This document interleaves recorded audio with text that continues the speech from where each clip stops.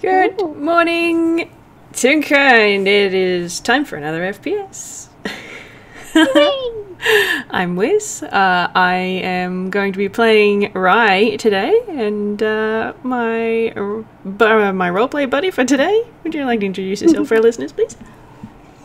I will indeed. Hello everyone, I'm V Wild, and I will be playing Detective Little Lynn Stagehand, the wonderful monkey wolf who does go through some things, but today we're going for a little more soft. Well, we'll see what happens. I'll just quickly put the title card up in the gallery, and then I'm out of the gallery for distraction purposes. Okay, so we're going to be starting our little story today with Lynn getting a letter. And it's when she pulls it out of the letter box, or if Network's got one of those door slot things. Network has a door slot, and also is always happy when they get mail. It's just like the entire house just hums for a good solid minute of just like, it's not bills, hooray! Yeah, it's definitely not bills. The envelope looks a little weathered, I suppose would be a good way of putting it. A bit crumpled. And inside the paper is much the same, but the writing on it, it says, "Dear Lynn, I know you wanted to watch one of my puppet shows. I'm going to be spending all weekend in the Fraymore Town Park putting plays on if you wanted to come and see. All the best, Rye." It is the brightest gold that Lynn has been in a little while. She's always mottled, or always at least a little dusty gold instead of her old bright gold. But there is a very much a softness as she reads it. And to kickstart this one off, I'll get you to roll a quick investigation on the letter as well.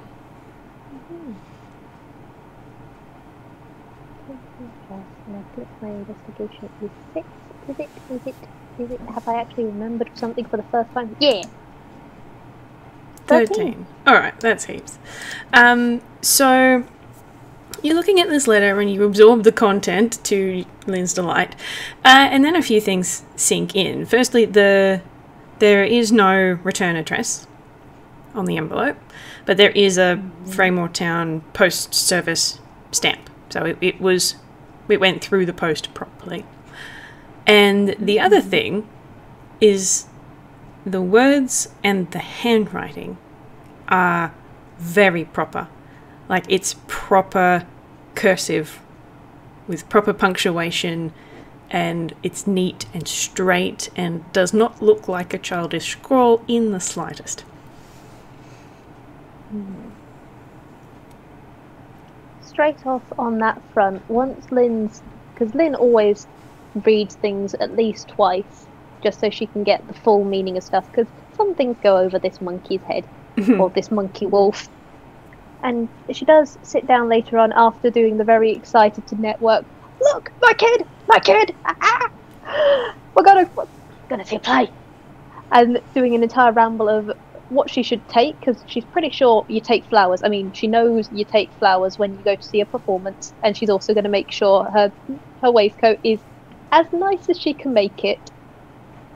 And then she actually does sit down and think about the content of the letter. And it does add a few things to a nice board that she's got hidden away in her office. Oh dear, oh dear.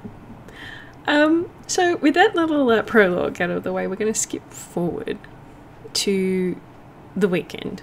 And I'm not going to detail the play. I think it was about dragons. But Rye was already sort of... So you know how Rye does that whole shadow on the wall bit? When he's putting on his puppet plays, he tends to do his whole self in the puppet play, so the little cardboard theatre looks completely unmanned until he steps away from it. And when Lynn rocked up, he was already completely in character, I suppose, in the theatre. So when the story is over, he pops out from behind it, and this is the first time that Lynn can actually see him in his normal shape, popping out from behind the cardboard. What do you do? Okay, first thing she does is she claps. It is big. And one thing, the picture I put up of Lynn is her looking dusty gold. She does look a bit more of the gold she was originally when she first met Rye. She is fluffy, not all the way fluffy, but she's definitely close, and she is just smiling because look at this kid. Look at this pecking kid. Holy peck, they are incredible. And you're the only person in the audience at the moment, and he stops and just looks at you, and he's just blushing. It's like, Lynn, hi. Hey, kiddo. Oh, look at you. That was incredible. And she is just like, you know what? Peck it. She does it. She opens her arms. It's just like, if you want a hug, it looks as though it could just be her just gesturing at him, going, look at this, you're amazing. But if he wants it, it is also a hug. He's not going to pressure it, though. I might roll really quick to see what he does. Okay, fine. He is going to trot over really close and, he doesn't actually move his arms up to hug Lynn, but he's sort of standing inside her arms a bit. Yeah, but he just sort of stands there. And he's doing that I don't have a mouth, but I'm smiling anyway expression. He seems really pleased that she's there. Oh, kiddo, come here. And she gives you it's a soft hug. It's not a bone cracker, but it is definitely one that's just the right amount of warm comfort. And it's quick, but it's there. Aww. Roll me a perception. Really, really quick. I think it's a 3. I think it's a 3. Oh, yeah, I am actually remembering what Lynn's rolls are today. 18. Nice. Very nice. So in that quick moment where Lynn's got her arms around Rye, there is the faintest little snuggle sort of movement. But very, very faint, because it was a very quick hug. But it was definitely there, and Lynn definitely noticed. Lynn's fur goes even softer. There is just a little poof. And she pulls back and she keeps a hand on his shoulder and she goes, you know what? You know what, little Rye? I think that brilliant performers like you, I think they deserve a feast. What do you say? He blinks a little bit. It's like, a feast? For me? Yeah. And I know just the place. How'd you like to come back to my place, I've got, let's see, what was I making earlier? Oh, casserole. How would you like casserole? Have you ever had Stagehands casserole before? He immediately shakes his head. No, but, oh. And he reaches into his scarf. Nope, no D20. D10. It's not a 1. And pulls out Lynn's Tupperware container from the last time she came to visit him that had chili in it. And he holds it out to her, and it has been very carefully washed. Oh, I was wondering where that went. I keep on losing them. I keep on forgetting to come and get them back. But now I have one. It was really good. Oh, I'm glad to hear. Listen, if there's anything else you want, anything that I could do better, I mean, I know different tastes for different people, you just give me a yell. I'll give it a go. No, it was nice. I'll always try a new recipe once. No, I liked it. I liked it how it was. I'm glad to hear. Now, do you want to come back? You can say no. Don't worry about that. I won't pressure you into doing anything you don't want to do, eh? But if you want to, I'd make a really good casserole. He thinks about it for a second and then looks at the distinct lack of other people around the park, and then back at his puppet theatre, and then looks back at Lynn. Yeah, that sounds fun. I don't think I'm going to be getting any more coins today. Let me just... And he goes over to his little cardboard theatre and folds it up and stuffs it back in his hammer space.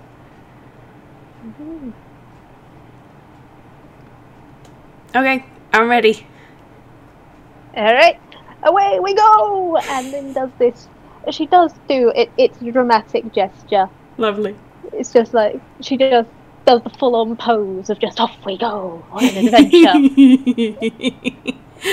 Wonderful. And is Lynn going to sneak Rye onto the train? Or actually buy him a ticket on the train? I think this time she's going to try and set a good example. Because it's just like, I had taught this kid about an honest living. If I don't uphold that, then that is a bad example for the kid. And she has read books on this, and you set good examples for your kids. Well, he's not a kid yet.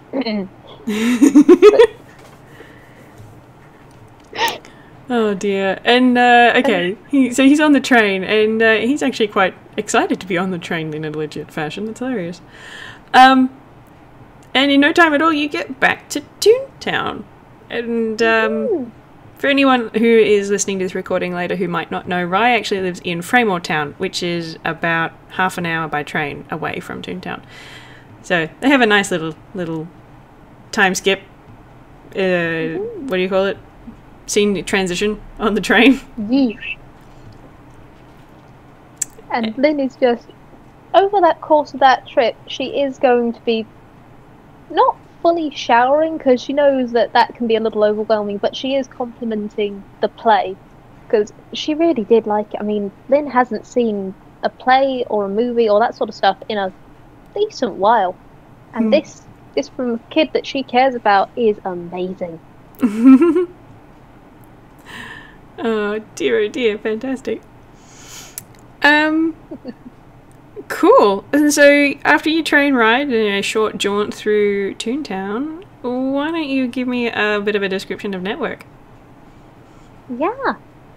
Alright, so the first thing, once you get off the train, Lynn does just kind of, she gestures and she has you go with her, and you go from, say, the quite respectable area of Toontown into the, it's not the lower, but it is mid-lower.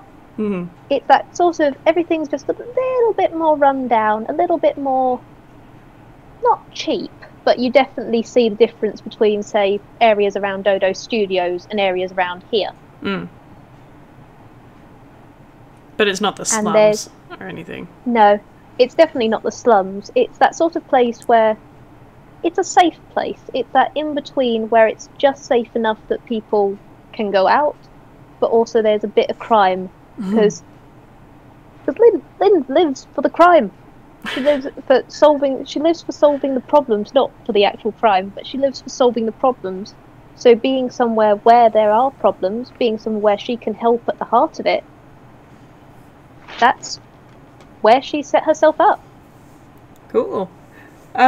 Rye does not seem perturbed by the surroundings in the slightest. He's just trotting along beside Lynn, looking around, going, oh, I've not been to this part of Toontown before. Cool.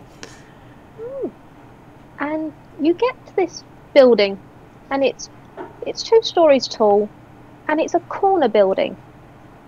Mm-hmm. And it's very well maintained, even compared to the other places. I mean, everywhere's semi-well built, but this building seems almost more defined. A little more life in this Toon form of brickwork. And I think you both go up to the door, and it's this very nice door. It's quite literally got a stenciled frosted glass hat on the front of it. Lynn's hat. And it's got Stagehand's Requiem stenciled on it as well. Oh. And Lynn just turns to you as she's at the door, and she just goes, You know what, kid? I think this is going to be fun. And hey, roll me a quick insight. Okie dokie. What's right? Insight or perception. Either one works. It's the same roll for him. Okay, dirty 20. I'll work with that. Okay. So this is interesting. As Lynn goes to the door, it is a sturdy door, like very sturdy, thick oak. It is this wonderful, rich colour, and she doesn't go to a lock. She doesn't go for a key or anything. She just touches her hand flat against the door, and there's the click. And it opens. And something else you notice is, Rai, you have one of her business cards. And you feel, from, I presume it's in your hammer space. Yep. There's a subtle warmth that just all of a sudden comes over you as she opens this door. It's gone right afterwards, but it is just there for a second. Oh. He's going to pat at his scarf ever so slightly. Lynn is watching you just out of the corner of her eye, and there is this very soft smile on her face as she goes, oh, come on in then, eh? Oh, and a word of warning, and as you go in, Rai, make me a strength save. Oh, no, that's not good. It's not terrible. It's not terrible, but it is going to be funny. It's a 6. Okay. Okay. Alright, you come into the foyer, and Lynn is just going, oh, by the way, and then all of a sudden, Rai, there is this, the entire building is gold from on the inside, and there is this rush of warm air that positively just like tornadoes around you for a hot second, and you are lifted off your feet ever so slightly. And then Lynn just thwaps her tail against the wall, and you hear under her breath, she goes, okay, subtle isn't your style, is it, sweetheart?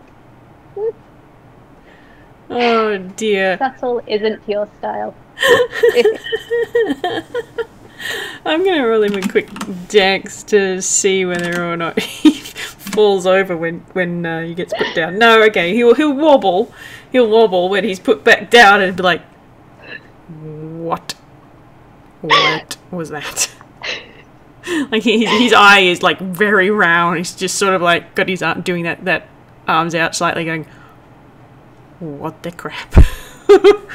And Lynn is just, you see Lynn, and she is just staring at the ceiling, and it is fond and it is also fully exasperated as she's just going, and you do hear her go, seriously, subtlety, sweetheart, I love you, but picking seriously. Yeah. Yeah. What was that? Well, that was, well, I was going to make the introduction later on, but someone got a bit older enthusiastic.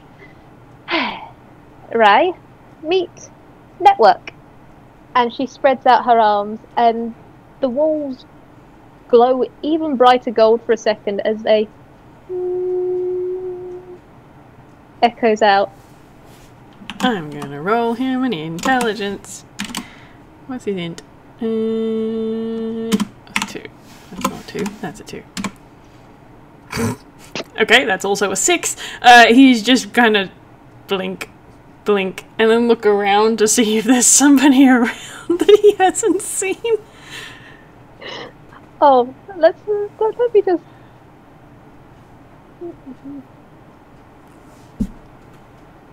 That's a 22. Yeah, Lynn clocks that you're confused, and there is just this laugh of semi-delight as she goes, yeah, that's the common reaction to Network. I don't get it. Network. How best to describe it? And the door has closed behind you, and Lynn's just kind of gesturing for you to come further into the house, which I should probably put a nice little picture of, because I do have one. And she does. She comes a little close to you, and she just, like, nudges you in, and she goes, "You see, right, well, the easiest way I can think to describe it is sometimes a home is a heart of something. It's where you go to, it's full of love and brightness and warmth, and, well, with Toontown, with Inkwell in particular, sometimes love becomes something more. And for me, I had a miracle, and the heart of my network, my agency, well, the heart of my network became a sweetheart and has its own life. Do you get it now a little better?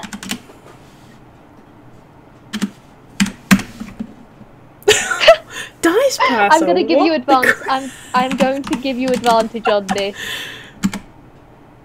Okay. Hey. That is a 19. That is not another dang 6. Okay, so there is a slow blink, and then he suddenly looks really excited. It's like, your house is a person? Mm-hmm. My house, my sweetheart, is network. And she is looking back up at the ceiling again, and there is warmth and adoration in that. And there is another... And she goes, "Okay, don't get full of yourself." And Rye's gonna sort of crouch down and pat the floor. It's like, hello, it's nice to meet you, network. There is another, thankfully, softer gust of wind as it blows around you again. It does not sweep you off your feet because, yes, network had basically been... Lynn had partially been planning on perhaps bringing Rye home on this one, and she did say to network, "Hey, I might be bringing little Rye and you get to meet him," and network has been spending the entire time just going, "Oh boy, oh boy, oh boy, oh boy, oh boy."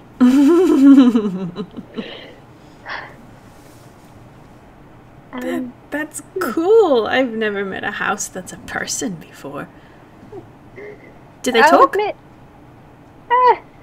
in a way, network talks. It's, you gotta focus to hear it, and it took me a long time to perfect it with them.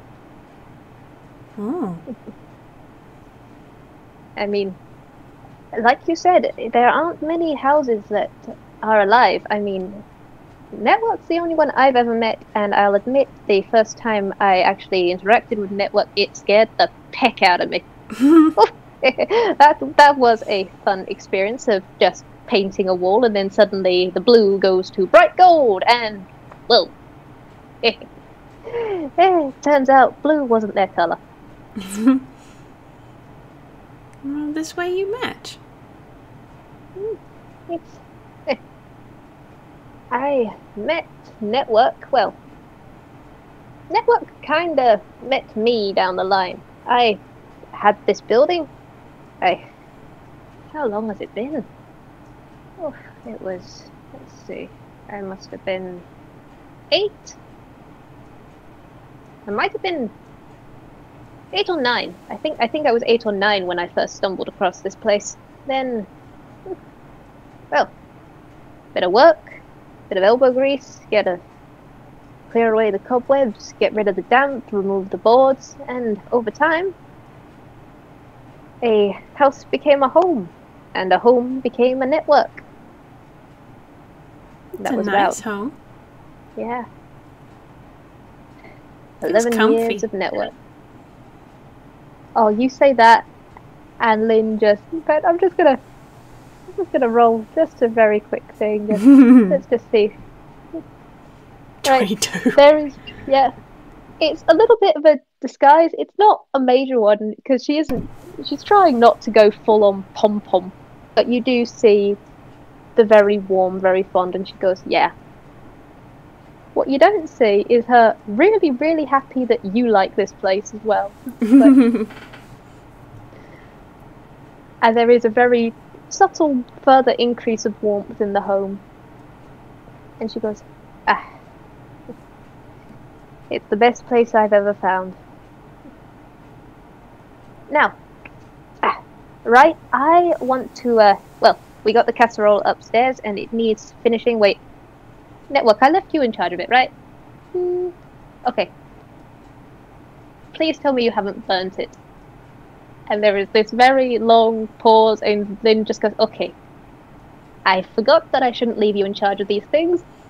I'm gonna go check on it. Right, if you can come up if you want to, or you can stay down here. I mean, seriously, there is... You have free reign. Explore to your heart's content. I'm just gonna go and make sure that, you know, Network hasn't set fire to the casserole. Oh, okay. And she just gives you a quick little pat on the head, and then she just zooms up the stairs. It's just like, smile, and then she is gone. Okay, cool. Well, Ryan's gonna wait like a half second after Lynn's gone, and then I suppose I'm gonna roll an investigation for him having a look around on the ground floor. What's his investigation? +2. He's really not an investigator. This is not good. It's a 5. You know what? I'm going to give you advantage because while Lynn's gone, Network's still here. You'd hope so. 13, that's a bit better. Alright, there is one thing you notice just because of your passive perception. Underneath your feet, there is ever so slightly a nudging of the floor. The floorboards actually shifting a little bit. And it's not malicious or dangerous or trying to make you stumble, but it is sort of a come on, come see. Okay. And I've put up a map of the place. And Rye, where do you want to look? Because with let's see, for the 13, you can get quite a few things. You won't be able to get the secret room because I'm sorry, but Lynn doesn't want anyone seeing the secret room or the room. But you can see a lot of other things.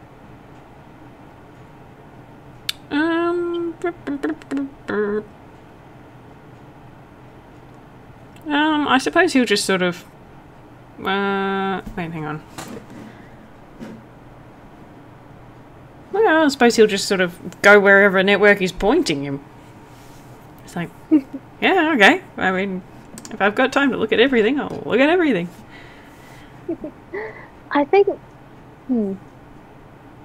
Let's just roll something just real quick. 2. The first thing that that Network takes you to see is you've been nudged into the foyer, and you've been nudged past the foyer into the main office, and there is a very big plush rug on the floor, which is really comfy to stand on. And then the wind kind of just spins you around, and you're looking back the way you came. Only, there's paper on the walls. Lots of pieces of paper. In fact, entirely coating from one side of the door frame to the other.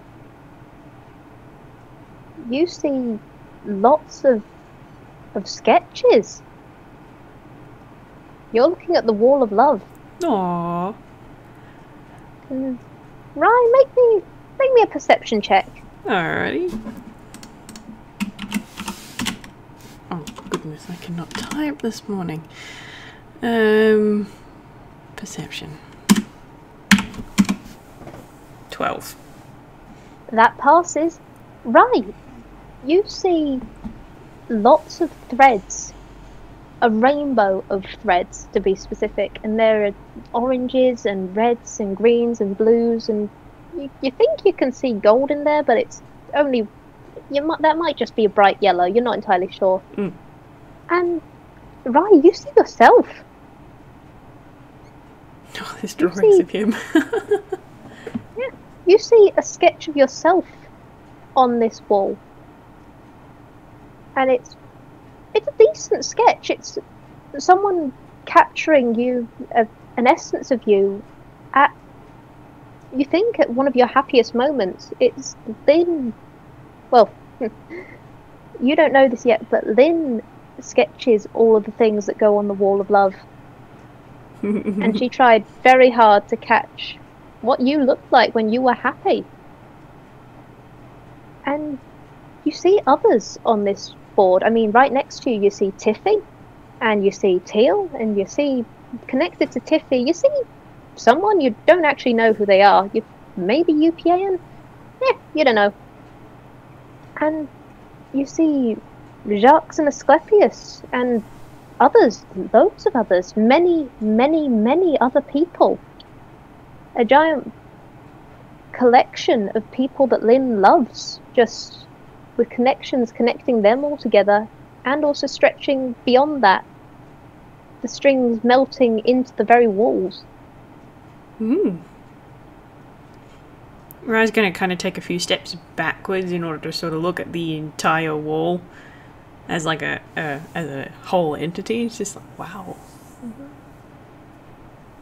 As you do, the gold behind that, the gold of the wallpaper, just glows just a little bit brighter, as though it's presenting the network to you. A home, a family. Rai's gonna look at this wall and then kind of look around and maybe up at the ceiling a little bit, and not really sure how he's supposed to make eye contact with the house.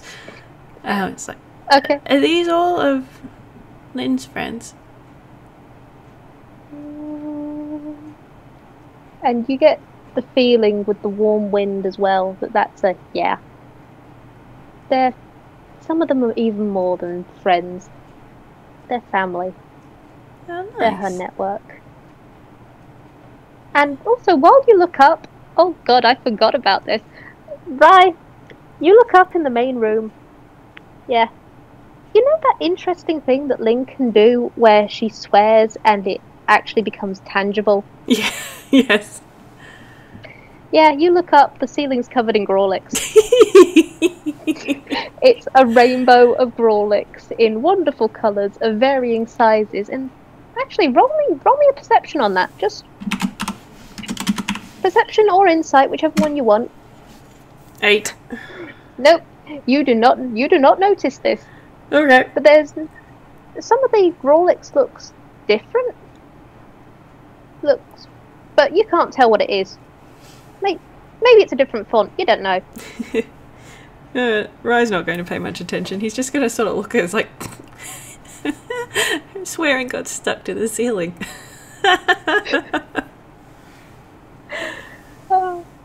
And you hear from upstairs a clatter, and she goes, "How's it going down there?" Good.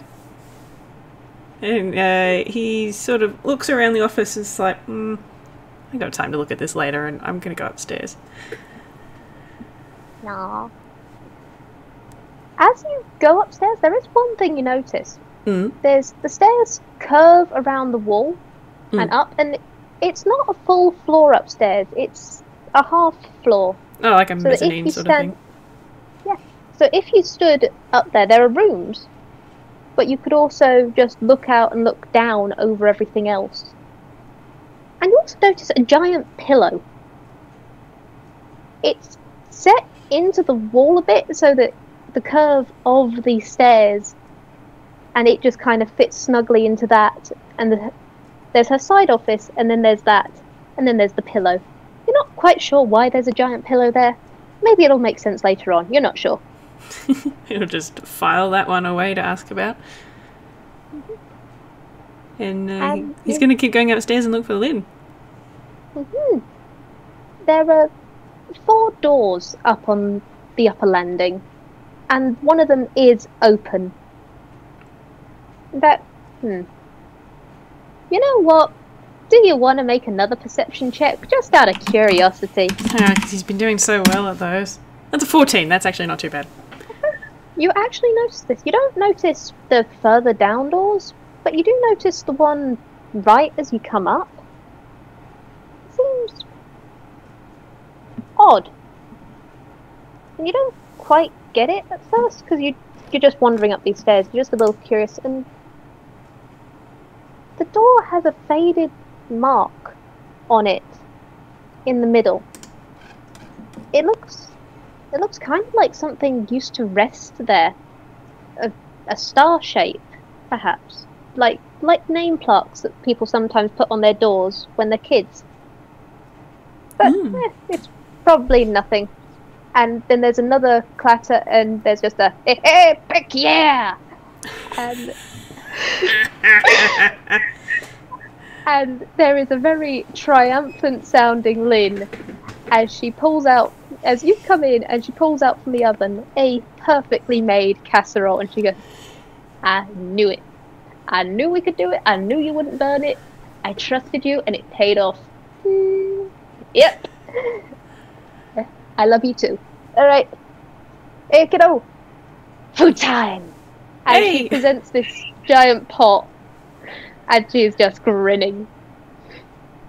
Rye looks pretty pleased too. He seems pretty excited. And I think we have a mild cut of, like, she pulls up, there are a few chairs in here. There's like enough room for like 4 people to sit down. And she just like pulls out the chair at the very end, and she just goes, take a seat. I'll dish up, and then, well, bon appetit. Okay. And he'll sort of sit down and swing his little stick legs excitedly. And she serves it, and Rye, this is a very, very decent casserole. Like, this is perfected over years of practice. I'll get Lynn to roll a perception or an insight, whichever is more to your taste. Hey, Dirty 20, that's good. Okay, so after Arai has been served, and he's got his little fork. You eat casserole with a fork or with a spoon? Cutlery. Both. Okay. He's got his cutlery, and he's timid at first. Like, takes a little. He doesn't take bites because he doesn't have a mouth, but like he holds it up, and a portion disappears into the void. But it's a very small, timid little one. And then there's a pause, and then he's sort of shoveling it in. Not in a this I am starving to death kind of way, but in a this is distinctly to my tastes kind of way. This is delicious kind of way. Oh, she files that away, and he just seems pleased as punch. He's just sort of sitting there happily eating. And you don't see it because you are focused on the meal, but Lynn gets this incredibly soft, almost nostalgic smile on her face. And you don't get it, but in this moment, Lynn's suddenly realizing this is what other people who were here once felt when she really enjoyed a meal. I mean, this is stagehand's casserole. This is other people used to make it for her, and now she's making it for this kid. She can get used to this. No. And then she realizes, oh, hey, I forgot to get myself food. Peck. And she serves herself. Because she sometimes forgets to do that if Network doesn't remind her. It's fine. Oh dear, it's not fine. And she just tucks in herself, and there's a bit of silence as she just lets Rye enjoy this, because, hey, this is food. And food is meant to be spent together and happy. And eventually, when most of the meal is gone, she does go, so, Rye, how you been? Being good. I haven't stolen anything lately. I'm glad to hear that, kiddo. You're doing well? You're eating well? Yeah, I think so. I got a whole 10 coins last weekend. And that's a doozy. Yeah. I went to the store, and there was a whole cooked chicken that I could get, and I got that, and I shared it with the others. I guess you do have others, don't you? Oh, what were they checking names? Coogan and Rez, I believe. I believe that's what you called them. And Skip. Ah, haven't heard that name before. They another adult or? They're little. Ah. Wait, another child? Ooh. Another time, Lynn. Another time.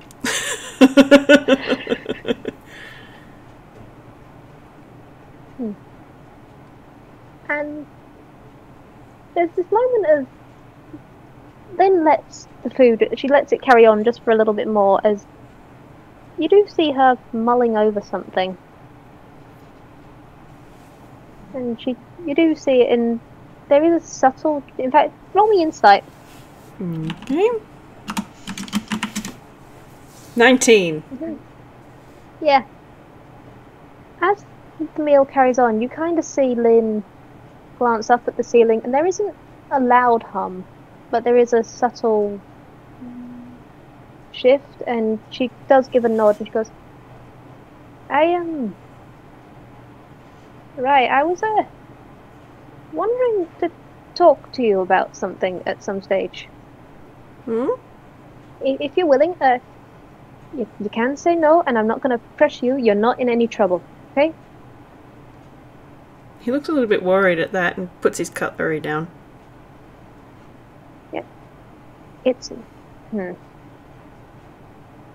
I'm not the best at small talk, or talk that doesn't involve, well, let's just say detective work has a very abrupt way of speaking most of the time. And she's having a few flashbacks to a certain alleyway instance. It's fine. And she actually, like, the meal is almost over, and she does put her cutlery down, and she actually goes, 1 second. And she pulls out a, hang on. Not a one, you're fine. She pulls out a steaming cup of coffee and just sets it down, takes a sip of it, and just goes, okay, we can do this. There are some things you've said before that I'm a little concerned about. Would you be willing to talk to me for a bit? I guess so. He doesn't look sure. He's not really sure what you're talking about or what he said that's worrying. And, like, I don't even need you to roll insight for that. It's very obvious. Yeah, Lynn gives a nod of... She hasn't timed this well on how to approach it, but as I've said, Lynn doesn't exactly do subtle when she does things. She is quite abrupt. And yeah, and she's reckless. She charges all in when it comes to things like this. I mean, seriously, you've heard her try to be diplomatic. It does not work well. And she goes, a few things have added up over time, and I'm a little worried about you and your past, Rye.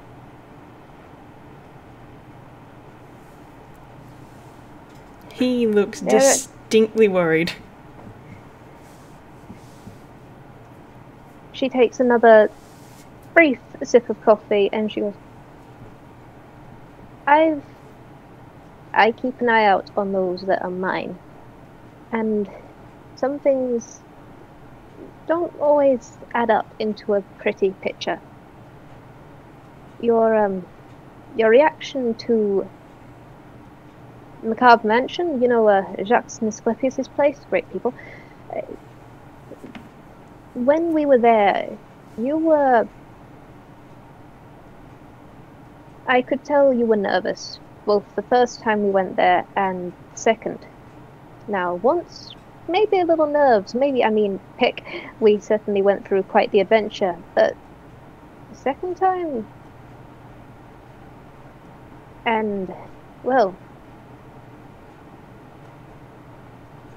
Right, you've said before that you only took one set of clothes from wherever you came from, and well, your fancy handwriting, I mean, your letter, I loved it. It was absolutely fantastic, and I am so, so happy that you let me come to see your play, but it's far more educated than I can write. And I'm an adult.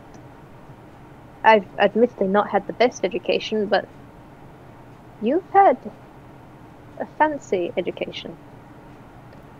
Roll an insight really quick. Or a perception. As you like. Dirty 20. Dirty 20 again. Okay. You sort of have that small sort of pause in the things that you're saying and take right in. And he's ducked a little bit behind the table, and his hands are grasping at the tabletop a bit, and he's shaking. And his eye, which is normally blue, has desaturated a bit. It's not completely grey, but it's greyer. Okay.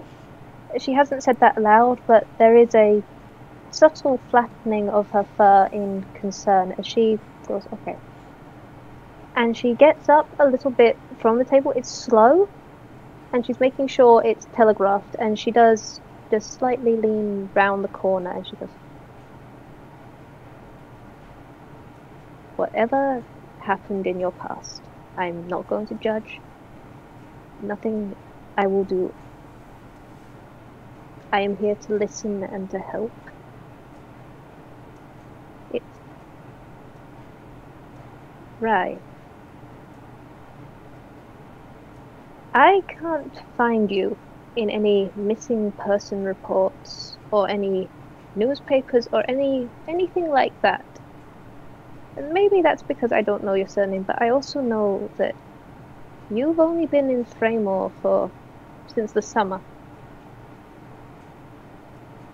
I don't want to scare you, but I do want to help. His eye goes completely grey, and he abruptly jumps up from his chair. I've gotta go. Oh, it's alright, it's alright, it's and okay. And he tries to make a dash for the door. I think there's something you shouldn't do, and she actually takes a step back, and she does puff out her arms a little bit. It's just like, it's okay, it's okay. And oh goodness.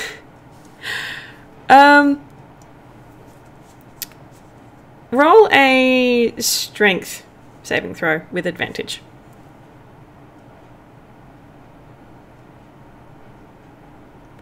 Oh, she is definitely going to need that advantage. That's a 4.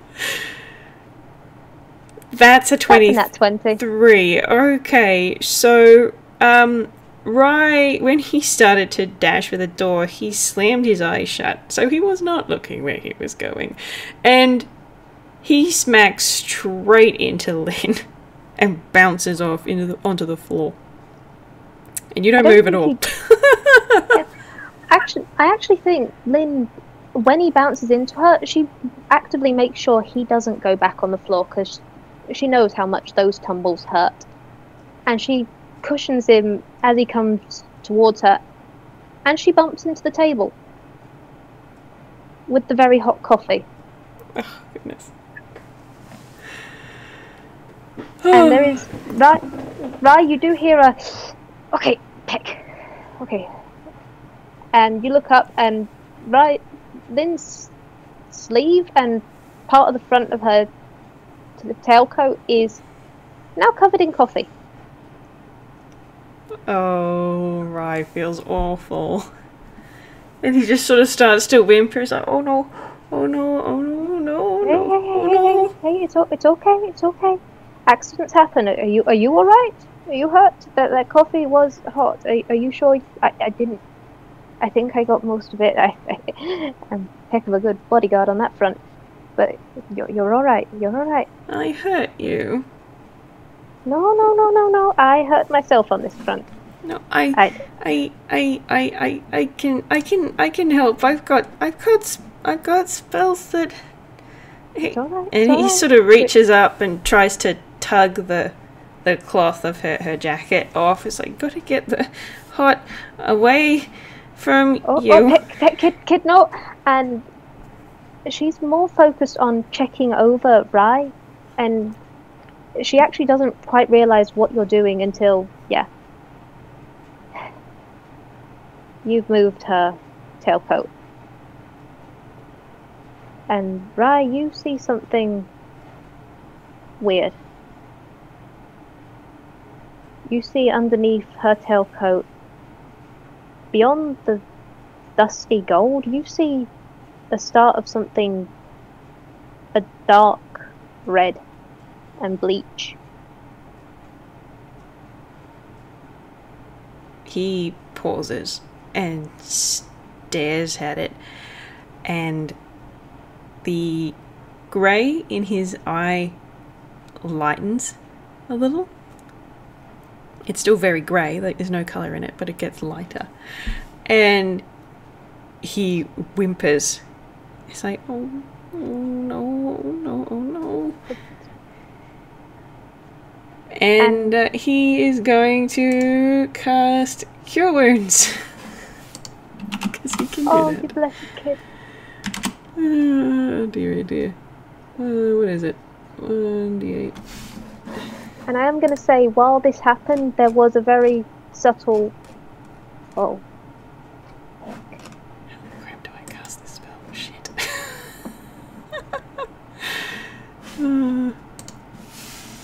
1d8. Plus my spellcaster ability, which is 8. Okay. 11. Okay. Well, good news. Any damage Lynn took from the burning coffee, which, yeah, she masked it incredibly well, but yeah, hot coffee, God, that stings. Mm-hmm. And also, you have got the incredible hit of, now that coffee's been jostled, this room now stinks of really, really thick coffee. Just like, you have no idea how many shots are in that thing. That's probably not healthy. Mm-hmm. But the scar? Because that's what it is. It doesn't change at all. Her fur over it, for a brief second, seems to smooth just a hint before fraying again. And she just goes, I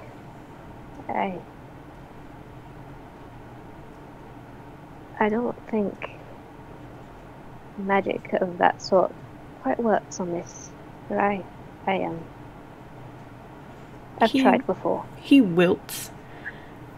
And he's sort of clinging to Lynn a little bit. And roll me a perception. I'd like to say, as he's clung to her, the arm that isn't, caught in her sleeve has come round the back of him. Just, it's gentle, it's soft. 10, that'll do. But she's just, yeah, it's a little more than just support now. It's a small reassurance as best as she can make it. Mm-mm. Lynn's got very good hearing, and as Rye sort of wilts a little bit at how little his magic did, she can hear a very quiet little whisper of, "It never worked on mine. Why did I think it'd work here?" Oh. And there is, Rye, you feel it around you as Lynn just, it's a soft slump, and that arm that was around your back just gets a little more, it's not heavy, but it is reassuring as she is. Your scars? He sort of just leans into her a little bit. "I'm sorry." Don't be, kiddo. Never, ever be sorry, alright? You've done nothing wrong. You tried to do something so right, and I am so proud of you. And she pulls you just a bit more into the hug so that her chin is resting on top of your head. And it's so you don't see, there is a very sad look on her face of, yeah. For a second when magic was cast, she was just ever so mildly hopeful, but no, magic doesn't work like that on this. She should have thought better on that. And then, after a moment of just holding you, she goes, I tell you what, how about a trade?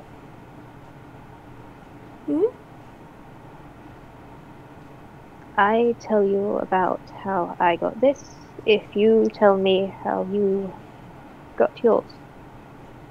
Nothing either of us doesn't want to say. We say as much as we want to say. How does that sound? You can say no. He is distinctly hesitating, but he keeps looking up at the scar that he can see, and then he just nods ever so slightly. Okay. I think we should move away from the very, very hot coffee. I think, Tell you what, and she goes, the room next to this one, there's one next to the stairs. It's comfy in there, and it's a lot. I think it'd be a better place to have this sort of conversation. Want to go in there? I will clean up temporarily, and I'll be in a second. I also want to just grab something. Is that okay? Yeah. All right. Off you pop, kiddo.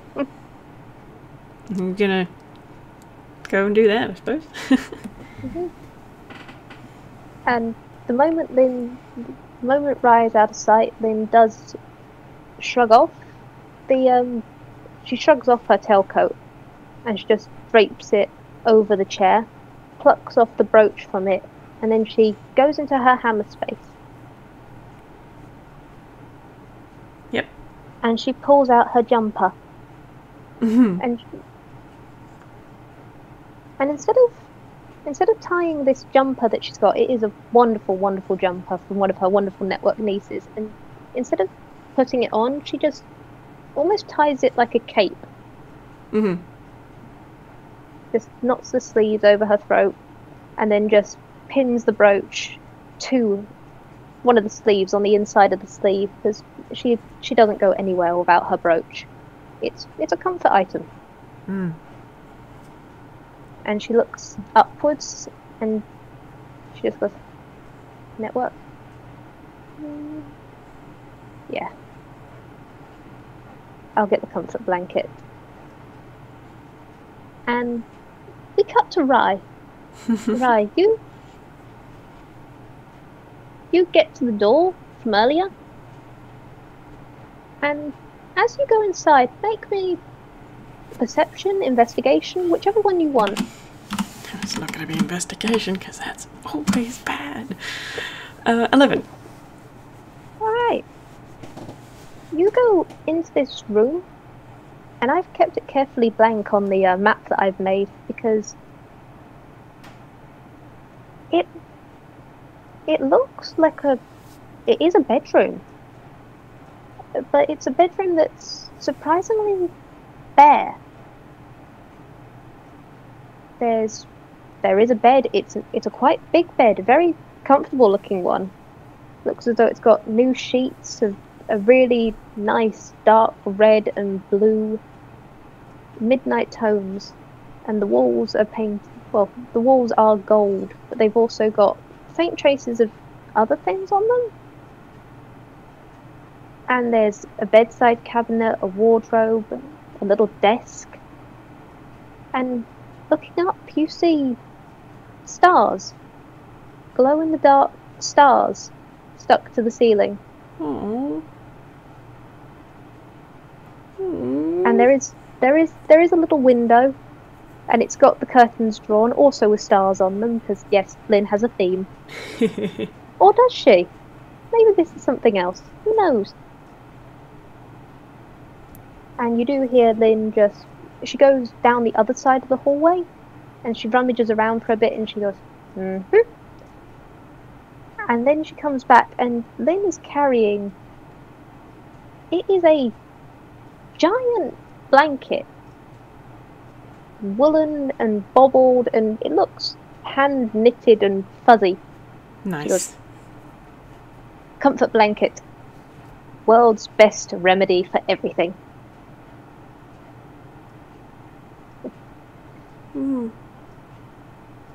Sounds nice. And she makes her way over to the bed, and she sits on it. And she just taps part of it with her tail. He's gonna go and sit beside her, but he does not look enthusiastic. And she puts the blanket between you two as a... It's not a barrier, but it's a... If he wants it, he can have it. To drape, or to hold, or to just keep, because she gets sometimes... You do want just a little bit of a barrier between people, so that you know what they're going to do before they do it.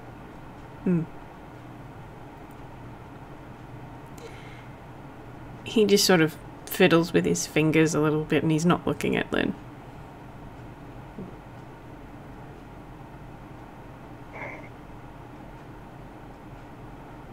And she's definitely got that look on her face of...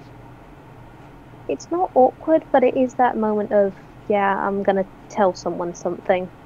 And she looks at you and sees you've got a similar look on your face, and she goes, So, rock, paper, scissors, or do you want one of us to go first? He sort of blinks a little at that and looks up, and then looks down at his hands as... Well, we go play rock, paper, scissors. Alright. And I just realised this is a terrible idea to play on a thing which has got dice. Yeah, we just roll with it. Yeah. Ryan's going to pick scissors, so I don't care what Lynn does. Okay. I think Lynn goes paper.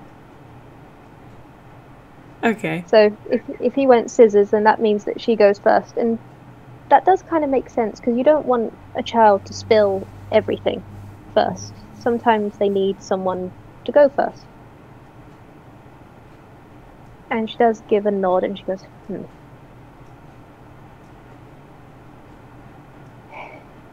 It's,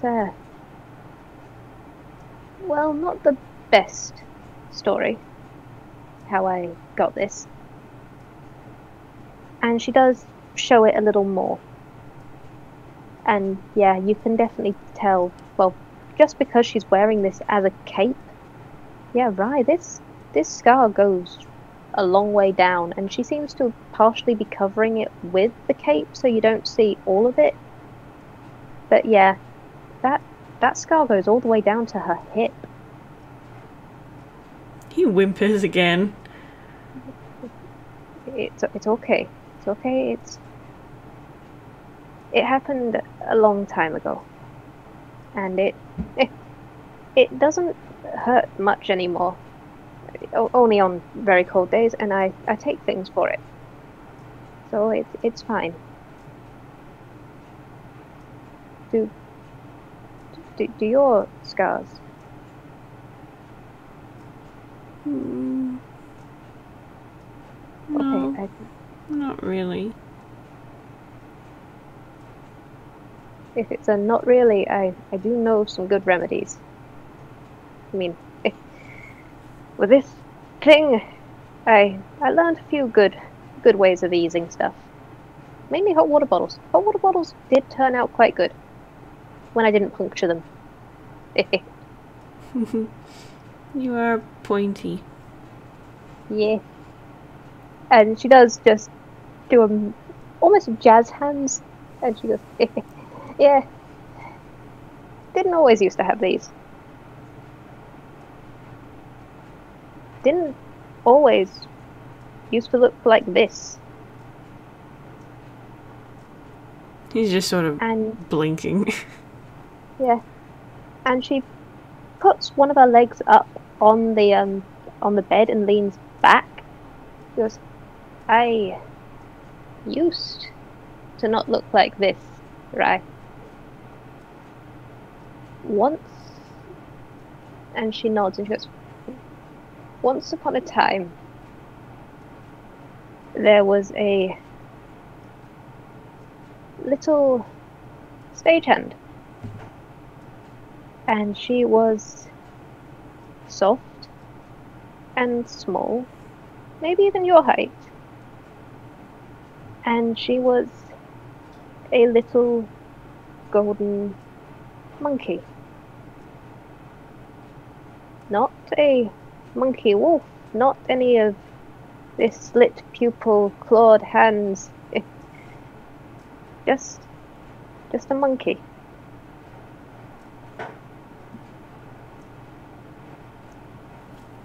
Rye's very quiet, just listening. And that little monkey was called Little Lynn, or to her very close family. She was also called Pom Pom. Because when she got very happy, all of her fur went poof, and she was just a little golden fluff. You still do that? Oh, not as good as I used to. I used to. Honestly, anything could get me going, and I would just poof, and just be a ball. Oh, that used to be an absolute kick for the other stagehands. I mean, my Uncle Tot or my Auntie Mao, they would do it just to see if they could. Now, this little monkey, she was a stagehand. She was young and inquisitive, and she liked helping people and fixing things. And she was very good at it. She would go from studio to studio, as the stagehands that raised her did go to multiple studios. And she'd fix little props, or she'd find missing things, and, well, on that front, she found she was very good at it. She was incredibly good at finding lost things. And then, when she realized she was good at that, and at helping the other stagehands, she started doing it more. And more, and soon a small hobby became a way of this wonderful little Toon, this good little monkey, to show that bright and large and wonderful family that she could help. And then she started helping more people, reaching out and extending threads to other people and other places, and helping with more than just a missing prop, but perhaps a missing purse, or a missing dog, or a missing... well, she grew up from a little Lynn stagehand to detective little Lynn stagehand. Rather dashing little Toon, and she does give a little smile, and she does look at Ryan and see how he's reacting so far. He's listening very intently, but he keeps glancing back at the scar on Lynn's torso. There is this expression of concern. It's like, how are we going from this very happy sounding situation to that? She nods and she starts speeding up the story, and she goes, and, well, one day, after many, many events and the wonderful creation of this home, and there is a very, very soft, almost purr of a hum that reverberates through the air. I was 2017, when I got my biggest case yet. It was more than missing dogs or missing pets or even missing funds, and I did do a couple of cases like that. I mean, 1 or 2 directors definitely remember me from the lower levels when I paid them a visit on that front. But this case was big for another reason. It was missing loops and threads, missing people, stagehands going missing. And not just stagehands that I knew, but others. Stagehands from other studios of the lower levels. And when I looked, it wasn't just stagehands. It was misfits, vagabonds, people who snatched from the streets who wouldn't be missed. A lot of which included children. And this little monkey detective saw all these people going missing, and the police didn't care, so she did care. And little Lynn took on the case to try and find those missing threads and connections that were snatched and broken and hurt. And she tried to follow it to the source, and it took months and months of work. And I worked harder than I ever had in my life, and I wanted to keep them safe, and I found them at a place called the Shady Deals Warehouse District, somewhere that, and she does actually slightly break from the trance that she has in this story, and she looks at you in very grave concern and goes, "It's a place that I never want you to go, okay? The Warehouse District is a place that isn't safe for many people at all, especially not, well, especially not young toons." Okay. Okay. And, well, I went there to tackle the threat and make sure everyone was safe, and little Lynn wanted to be a protector. She wanted to be their hero, to protect them where other people hadn't, because they were hers, and more than that, they were good, innocent people who shouldn't have been in that situation. And little Lynn succeeded. She solved the case, she cracked it wide open, and she beat back that gang whence they came. But it came with a cost that she didn't see coming. A terrible cost to that soft little monkey. They hurt And you. Lynn does take... Yeah, little Rye. And she takes a very deep breath here, and she does sag a little bit. There was a thing, and this thing, I don't know whether it was connected to the gang. Maybe it might have even been their leader, or it might have just been there and seen an opportunity. I never found out on that front, but that thing that was a part of all of it took something from the little monkey before it disappeared. It left its mark on her.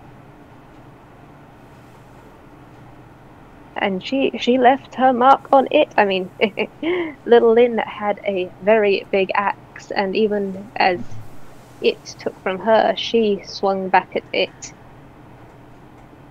But the damage it did to her changed her. It stole the little and the soft, and the little monkey became a not so little monkey wolf. And that little monkey wolf is trying to be as good as that little monkey once was. And she will always continue to help those many beloved people, those that she rescued back then and those that she's found nowadays. The old and new threads, and she loves them so much, and she is going to do her best to protect them however she can. And Lynn's hand does go up to the bow that she has, and also you notice the key to the manor underneath it. And her hand just goes to it, and she goes, and she does smile down at it, and it's fond as she holds both of them, and it takes on a slightly sadder edge at the end, and she goes, how successful she's been at protecting them? I don't know. But she's trying. Rye's gonna reach a hand out and very gently pat Lynn's arm.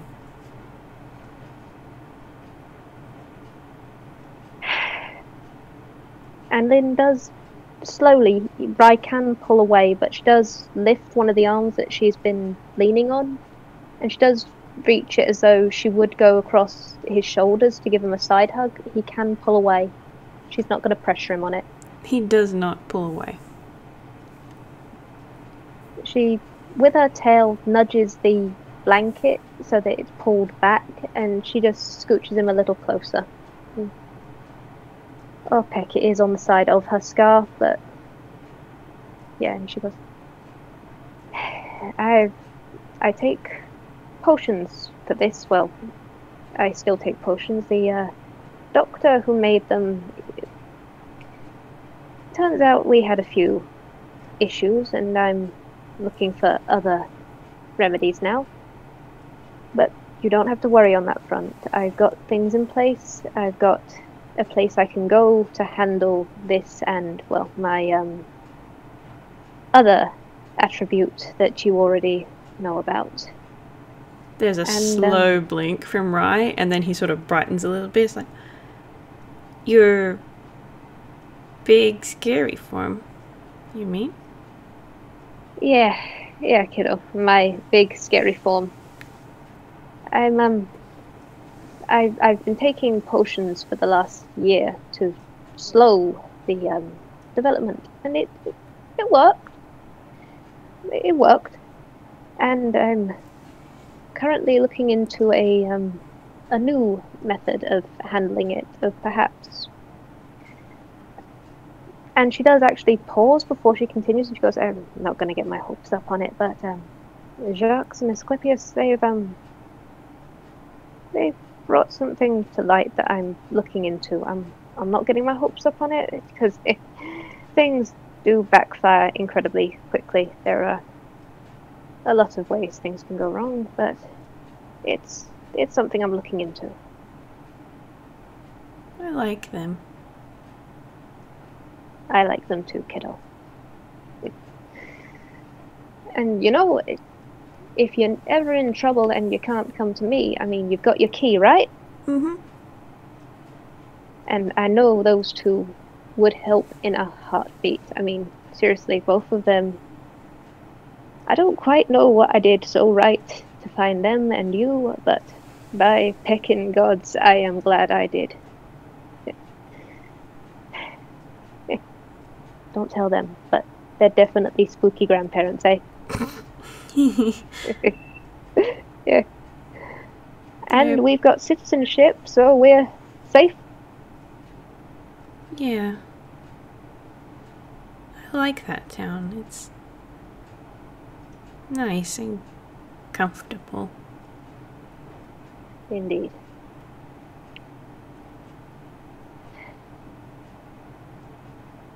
And Lynn does just hold you, just there, it's a silence. And it's a silence that You can fill if you want to, but she isn't pressuring on it.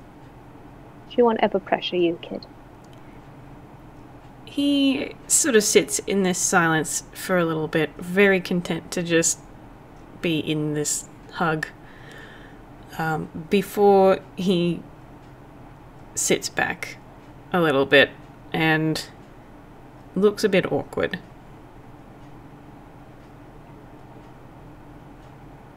She looks at you, Rye, and there is nothing but warmth and compassion.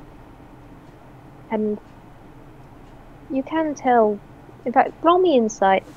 Mm-hmm.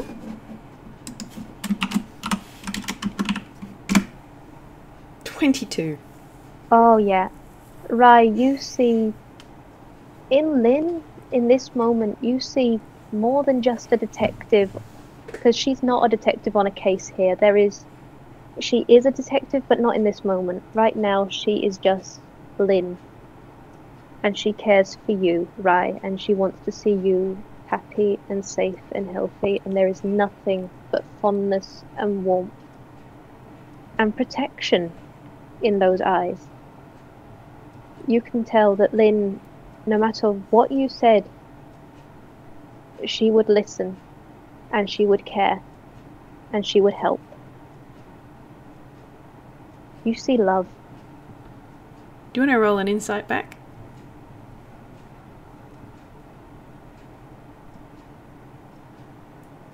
24. 24. Thank you, Dice Passer. Rye is nervous, but he does definitely feel safe. Even with the claw marks that are still in his hoodie. He Actually, feels safe. Rye, take a look down at your hoodie, because there's a wonderful thing about Network. There's a reason why Lynn left her coat in the other room, and that's Network. Network has mending. Nice. Well, Rye's not going to notice that yet. He's too busy being nervous, although he does feel safe, but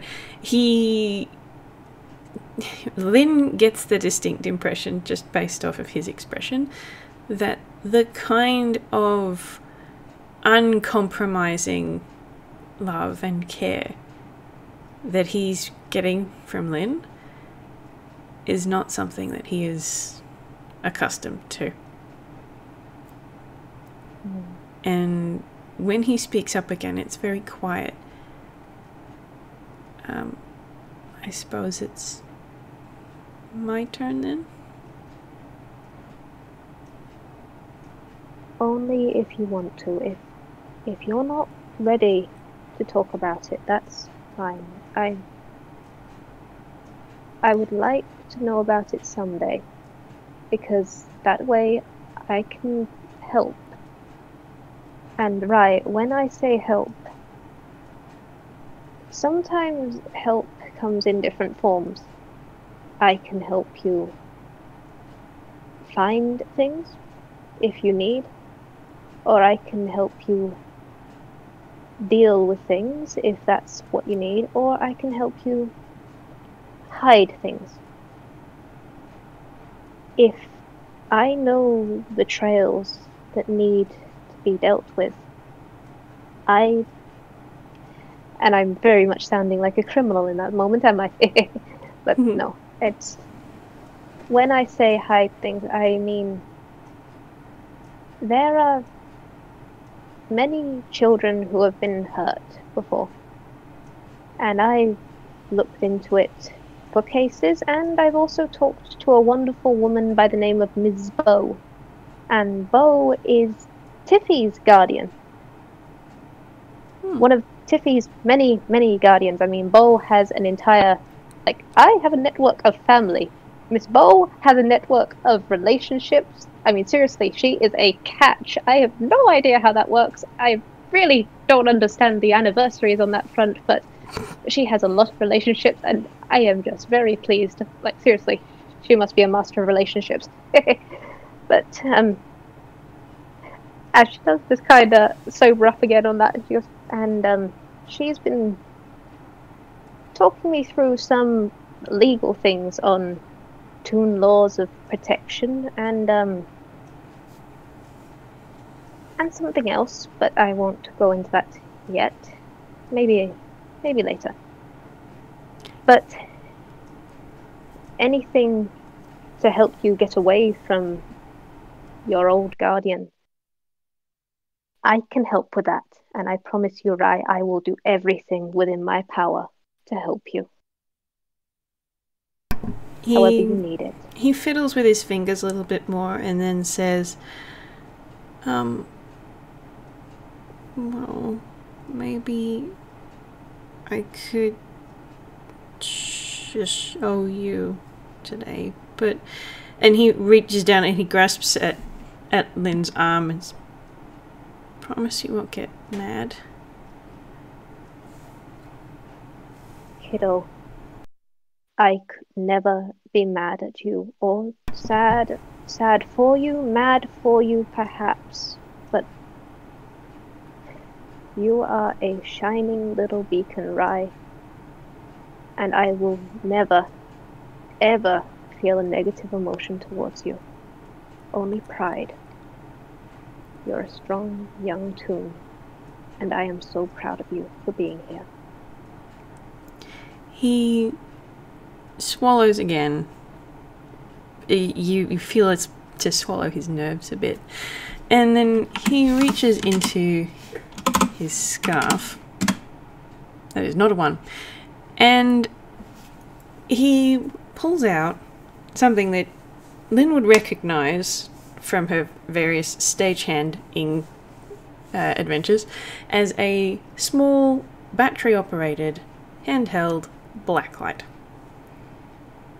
And he puts it into Lynn's hands.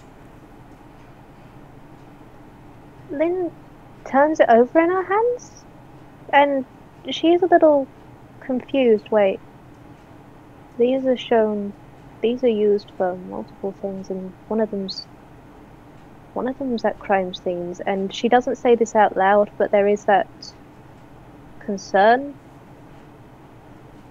as she looks back at him, and she just holds it in her hands and goes... She doesn't say anything, she's just an inquisitive cock of the head. He's still fiddling with his fingers nervously, and there's a quiet little... I stole it a while ago, but you're going to need it. And okay. He reaches down to the frayed hem of his hoodie and starts pulling it off over his head. And he takes it off. And it's hard to tell when he was wearing it because his skin is the same colour as his hoodie. But it's actually sleeveless. And the little spikes in his round shoulders, that's just what his shoulders look like. And he holds his tattered hoodie in his lap. And it has a white hood. And he has no neck and no hair. And his head is just a ball. And then he nervously turns around so that Lynn can see his back. And it doesn't look like there's anything there. It's just the same grey colour as the rest of him. Lynn's got a very... There is foreboding. Lynn has a vague idea. She hopes she's incorrect. But on the plus side, she does know why she couldn't find him in any missing person reports now. Well, besides another reason, she thinks. And she switches the black light on. As she points the black light at Rai's back, a tapestry of scars shows up under it. There's cuts, there's burns, there's what looks like the results of magic, there's grazes, every kind of... They're not very deep, they're all quite shallow, but he is covered in all of these little scars. And Oh, my little Rye. he is shaking, trembling.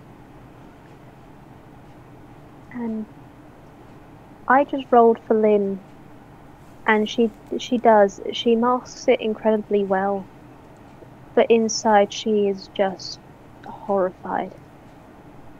And she just goes, oh, my little Rye. Who did this to you? He manages a small whimper, but he shakes his head and doesn't say anything. Okay, it's okay. And Lynn turns off the black light after she does take a very... Lynn works fast. She's incredibly good at sketching things, and she does make a note of as much as she can in this moment so that she can sketch this later. This is going in the file that she's building. It is not a pretty picture. And she switches off that black light and she picks up the security blanket from earlier and she just very carefully just drapes it over you and goes, it's okay. It's okay. Your past isn't here. It's not here. It won't hurt you here. I'm here. Everything's alright. You are so brave, and I am so proud of you for being here. Thank you for showing me you are... Oh, my little Rye. And if Rye allows it, she's going to pull him into a hug. No, he's going to allow it. He can stop it. He's going to allow it. In fact, he's going to just cling to her. Here's a fun thing about Lynn. When she feels incredibly protective, her hugs curl around people. And in this moment, Rye, you are engulfed as she gets up and her tail wraps around your back and she just pulls you in as close and tight as she can, as if she's shielding you from the world. And she just goes, I'm here. You're here. You're safe. You are safe. Little Rye, my little Rye, you're okay. You're here. You are so strong, and I am so proud of you. You're here. It's okay. It's okay. Roll me one more perception.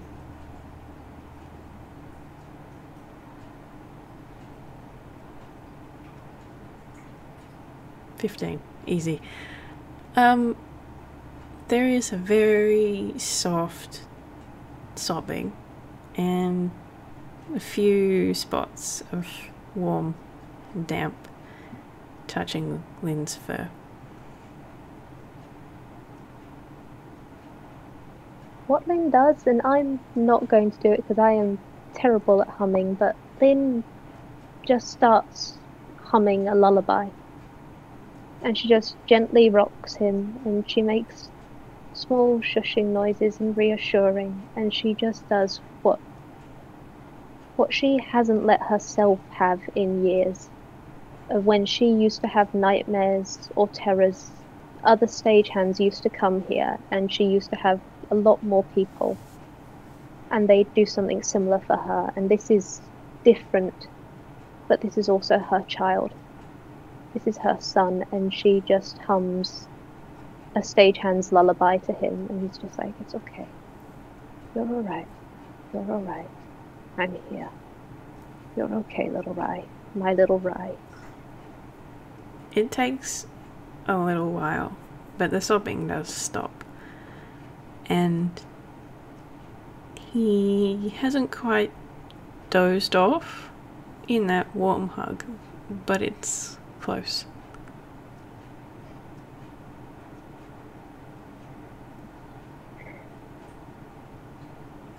And Lynn just nods.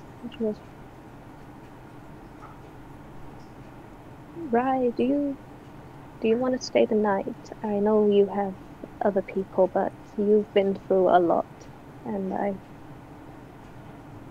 this place can be somewhere you can come to whenever you need, if ever you need it.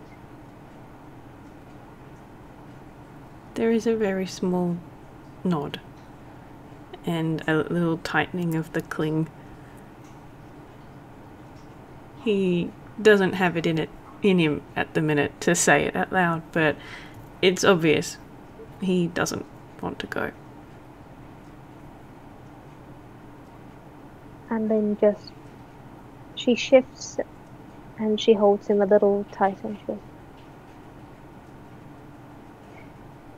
"You know, I'm a very callous and abrupt person, but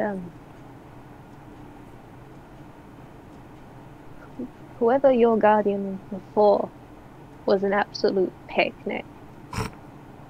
And they didn't deserve you, so I don't know who you were before. I don't know.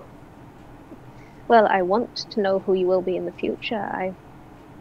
Little Rye, I want to see you grow up strong and happy and healthy, and I want to see you smile.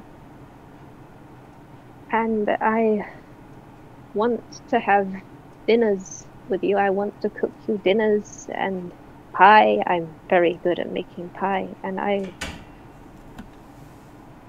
want to see more of your shows because you are so pickin' amazing, kiddo. You shine so brightly. And you don't have to say anything right now, but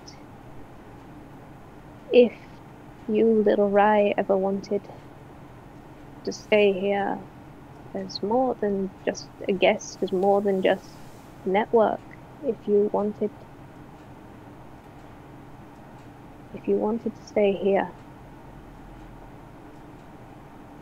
I will protect you in every way I can. Me and Network, we take care of our own."